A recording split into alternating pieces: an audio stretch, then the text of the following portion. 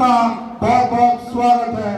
साथियों, मैं आपको ज्यादा न बोलते हुए एचआर के बारे में बताना चाहता हूं कि ग्रेटर नोएडा प्राधिकरण को पैर टेकने के लिए सबसे पहले अगर 1 इंच भूमि दी थी तो एचआर के किसानों ने दी थी।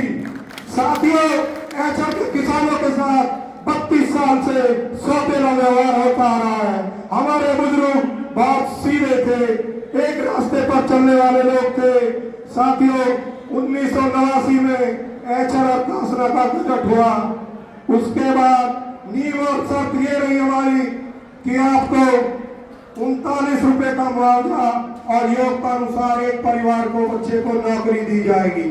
साथियों, आज तक हमारी 3 पीढ़ी गुजर चुकी है, ना तो कोई बच्चा हमारा सरकारी नौकरी पर है, ना कोई प्राधिकरण नौकरी दे रहा है। जस की तस समस्या बनी हुई है। अब मैं ज्यादा वक्त ना लेते हुए फरवरी 5 को एचआर संघर्ष समिति के लोगों को घर घर जाकर, जिनका आपस में बोलचाल भी नहीं थी, पैर हमने पकड़े, हाथ जोड़े कि भाई इस गांव की लड़ाई में साथ साथ आ जाओ, अपनी लड़ाई गांव तक छोड़ दो।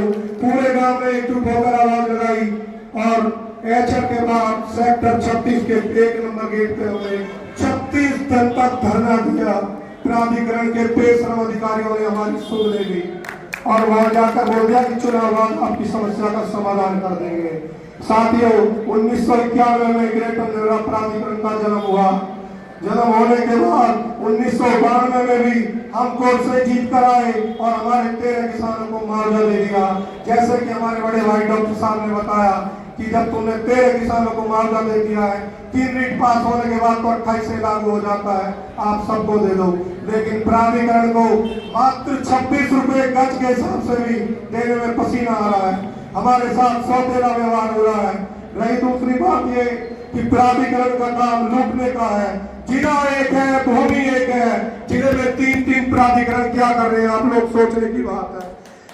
प्राधिकरण के नाम पर अगर तुम दलाली करना चाहते हो तो जिले के अंदर कम से कम एक नीति और रीति का तो आप बनाकर चलना होगा। साथियों, अभी हमारी पिछले दिनों सीओ साहब से वार्ता हुई थी। हमने अपनी मांग का ज्ञापन दिया और सीओ साहब को उठाकर ये रख दिया, कूड़ेदान में भी चला गया हो, तुमको पता नहीं।